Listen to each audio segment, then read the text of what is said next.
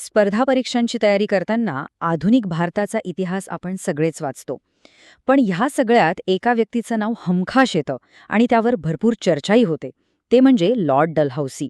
काही इतिहासकारांच्या मते तो आधुनिक भारताचा निर्माता आहे, तर काहींच्या मते 1857च्या महाभयंकर बंडाला कारणीभूत असणारा तो मुख्य उत्प्रेरक होता. आजच्या या विश्लेषणात आपण याच दुहेरी व्यक्तिमत्वाचं आणि त्याच्या धोरणांचं सखोल विश्लेषण करणार आहोत. चला तर मग थेट विषयाला सुरुवात करूया.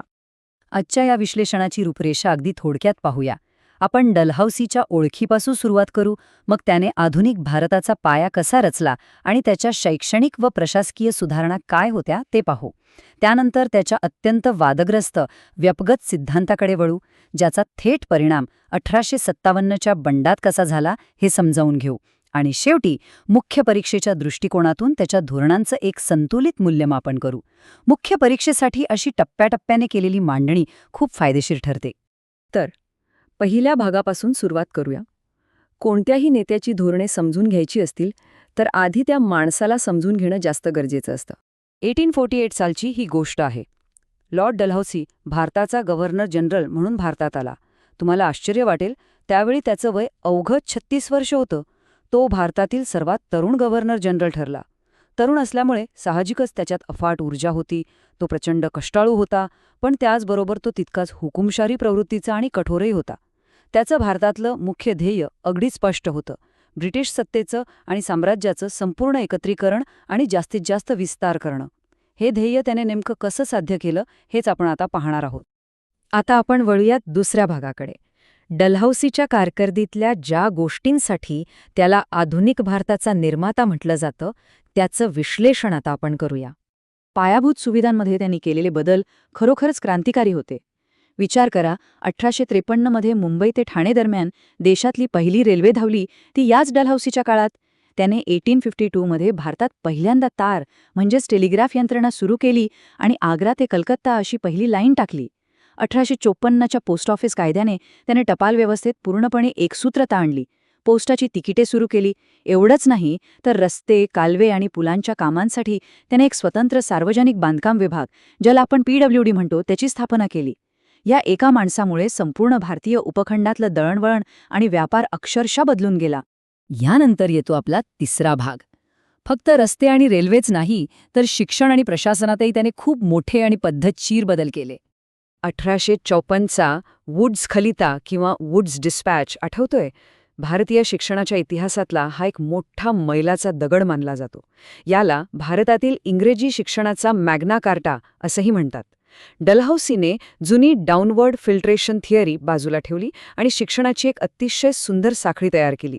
अगदी तळाला मातृभाषेतून प्राथमिक शिक्षण, मग अँग्लो व्हर्नॅक्युलर हायस्कूल आणि सगळ्यात वर इंग्रजी माध्यमातून महाविद्यालयीन शिक्षण. याचबरोबर त्याने स्त्री शिक्षणालाही खूप प्रोत्साहन दिलं. आणि माहितीये, याच धोरणाचा पुढचा टप्पा म्हणून पुढे कलकत्ता, मुंबई आणि मद्रासमध्ये विद्यापीठांची स्थापना झाली. शैक्षणिक प्रगतीसोबतच त्याने काही अत्यंत महत्त्वाचे सामाजिक आणि प्रशासकीय निर्णयही घेतले. स्त्री भ्रूण हत्येसारख्या प्रथेला आळा घालण्यासाठी त्याने कठोर पावले उचलली आणि 1856चा हिंदू विधवा पुनर्विवाह कायदा तयार केला. प्रशासनातही त्याने नागरी सेवांसाठी म्हणजे सिव्हिल सर्व्हिसेससाठी खुल्या स्पर्धा परीक्षांची सुरुवात केली, ज्यामुळे भरती प्रक्रियेत एक पारदर्शकता आली. पण इथे गोम होती.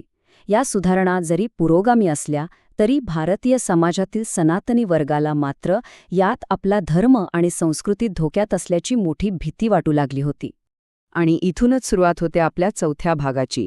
आता आपण डलहौसीच्या कारकिर्दीच्या थोड्या गडद बाजूकडे वळणार आहोत, जिने भारतीय राजेशाही घराण्यांमध्ये प्रचंड संतापाची लाट निर्माण केली. व्यपगत सिद्धांत म्हणजेच डॉक्ट्रिन ऑफ लॅप्स हे डलहौसीचं सर्वात वादग्रस्त धोरण. आपल्याकडे वर्षानुवर्ष अशी परंपरा होती की राजाला स्वतःचा मुलगा नसेल तर तो वारस दत्तक घेऊ शकत असे. पण या सिद्धांताने हा दत्तक विधानाचा हक्कच हिरावून घेतला.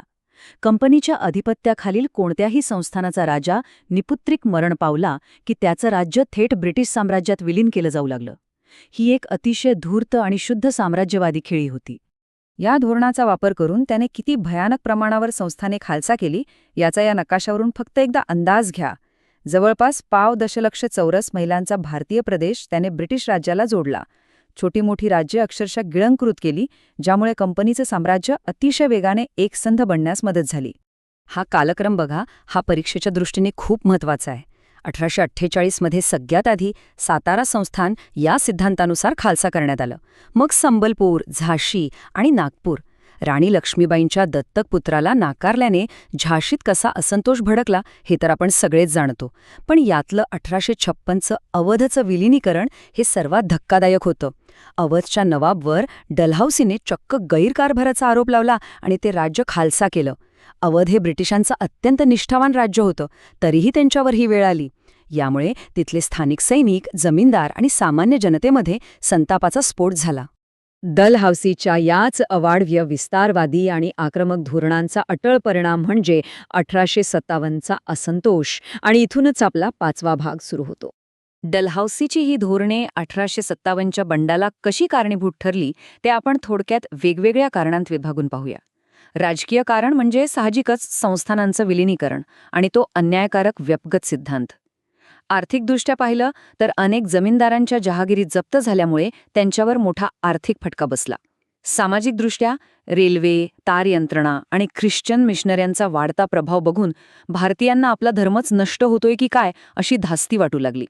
आणि लष्करी कारणांमध्ये डलहौसीने सैनिकांना मिळणाऱ्या मोफत टपाल सुविधा रद्द केल्या आणि नवीन कायद्यानुसार भारतीय सैनिकांना परदेशात समुद्र ओलांडून लढायला जाणं सक्तीचं केलं, ज्याने सैनिकांमध्ये प्रचंड चीड निर्माण केली होती.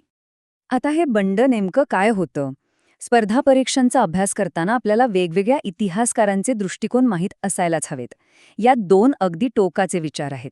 विनायक दामोदर सावरकर या बंडाला पहिले स्वातंत्र्य युद्ध मानतात, ज्याने खऱ्या अर्थाने ब्रिटिशांविरुद्ध एक राष्ट्रीय भावना जागृत केली. पण दुसरीकडे प्रसिद्ध इतिहासकार R.C. मजुमदारांचं म्हणणं आहे की हे बंड पूर्णतः राष्ट्रीय नव्हतं, कारण त्याला सर्व स्तरांतून आणि संपूर्ण भारतातून पाठिंबा मिळाला नव्हता. आपण कोणत्याही एका बाजूला न झुकता या दोन्ही विचारप्रवाहांचा तटस्थपणे अभ्यास करणं खूप गरजेचं आहे. आता आपण या विश्लेषणाच्या अंतिम आणि सर्वात महत्त्वाच्या टप्प्यावर आलो आहोत.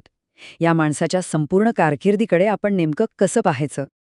इतिहासाच्या तराजूत डलहौसीला तोलणं खरंच खूप रंजक आहे. एका पारड्यात त्याचे सकारात्मक परिणाम आहेत. त्याने रेल्वे, तार, पोस्टल व्यवस्था यातून खऱ्या अर्थाने भारताला आधुनिकतेच्या दिशेने नेलं, प्रशासनात सुसूत्रता आणली आणि शिक्षणाचा एक भक्कम पाया रचला.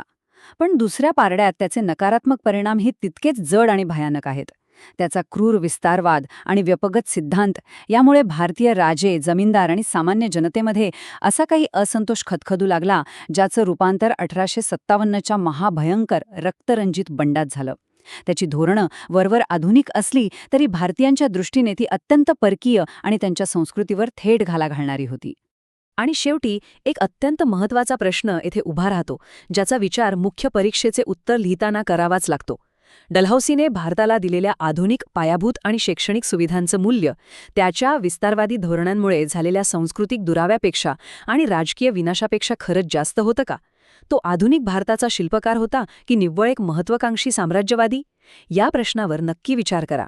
आजच्या या विश्लेषणात आपण लॉर्ड डलहौसीच्या धोरणांचे विविध पैलू समजून घेतले. यातून तुमच्या अभ्यासाला नक्कीच एक चांगली दिशा मिळाली असेल. याविषयी अधिक सखोल माहिती मिळवण्यासाठी तुमची संदर्भ पुस्तके नक्की वाचत राहा. पुन्हा भेटूया अशाच एका महत्त्वाच्या विश्लेषणात.